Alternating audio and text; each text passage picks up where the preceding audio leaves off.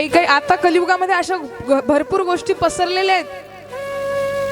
दारू पिण्याचा special programme होतो आणि तिथे सांगण्यात येतं, काही काहींचे तो ग्रुप आहे व्हॉट्सअपला त्याचे स्पेशली, आणि त्याच्यावर मेसेज टाकण्यात येतो की आज अशी पार्टी आहे, यावं लागतं, आणि सगळेजण निघतात तिकडे.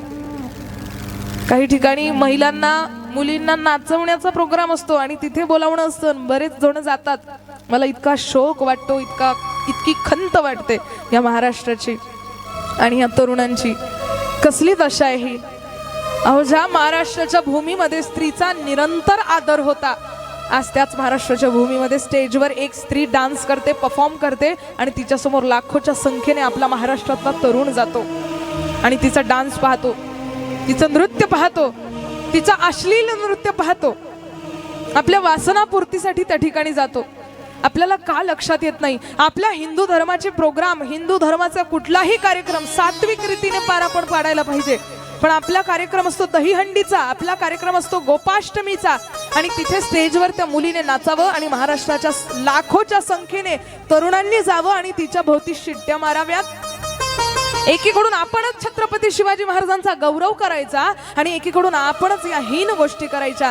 एक लक्षात घ्या, ज्या छत्रपती शिवाजी महाराजांचा नामोल्लेख आपण आपल्या मुखातून करत आहोत ना, त्या शरीराला एक वळण पाडा आणि समजावून सांगा की आपला राजा मुली नाचवणारा नाही तर मुली वाचवणारा राजा होता. त्याने नेहमी मुली वाचवण्याचं काम केलं, कधी कुठली मुलगी नाचवली नाही. शत्रूची मुलगी सुद्धा समोर आणून उभी केली तरी सुद्धा नखशिखांत त्या राजाने तिच्याकडे पाहिलं आणि तिच्याकडे पाहिल्यानंतर तिला सांगितलं. ती मुलगी हलायला लागली, थरथर थरथर कापायला लागली. महाराष्ट्राचा एवढा राजा, सिंहासनावर बसलेला राजा चुटकीसरशी येईल आणि आपल्याला मारून टाकेल, आपल्यावर जबरदस्ती करेल, वाईट प्रसंग ओढवण्यात येईल, काय करावं. राजाने तिच्याकडे पाहिलं, नखशिखांत पाहिलं आणि तिला सांगितलं, घाबरू नकोस, चिंता करू नकोस, तुझ्याकडे पाहिल्यानंतर मनामध्ये वासना येत नाहीये, तू फार सुंदर आहेस, नखशिखांत सुंदर आहे, पायाच्या नखापासून ते डोक्याच्या केसापर्यंत तुझं लावण्य न बदवण्यासारखं सुंदर आहे. पण तरी तुझ्याकडे पाहिल्यानंतर मनात वाईट विचार येत नाही,